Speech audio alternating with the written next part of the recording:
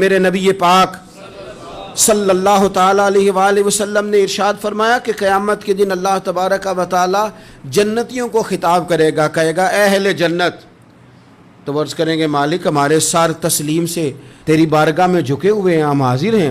تو اللہ تبارک و تعالیٰ ان سے فرمائے گا تم خوش ہو نا؟ رب فرما رہا خدا بندے سے خود پوچھے بتا تیری رضا کیا ہے؟ تو عرض کریں گے مالک ہم بڑے خوش ہیں، اس لیے کہ جو تو نے ہمیں دیا ہے ہمیں تو لگتا ہے وہ کسی کو بھی نہیں دیا۔ تو اللہ فرمائے گا ایک نعمت اور تمہیں دینے لگا ہوں، ایک نعمت تمہیں اور ملنے لگی ہے۔ صحیح بخاری صحیح مسلم کی حدیث ہے۔ تو عرض کریں گے یا اللہ اب جو تو نے دیا اس سے بہتر اور کیا ہو سکتا ہے؟ ہر چیز تو ہمیں مل گئی۔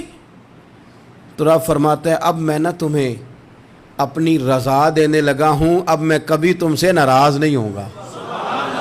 یہ وہ نعمت ہے جو جنت سے بھی بڑی ہے۔ وَرِضْوَانٌ مِّنَ اللَّهِ اکبر، یہ نعمت جنت سے بڑی نعمت ہے کہ اللہ جنت میں پھر اپنے بندوں پر اپنی رضا نازل کر دے کہ اب میں تم سے راضی ہو گیا ہوں، میں کبھی ناراض۔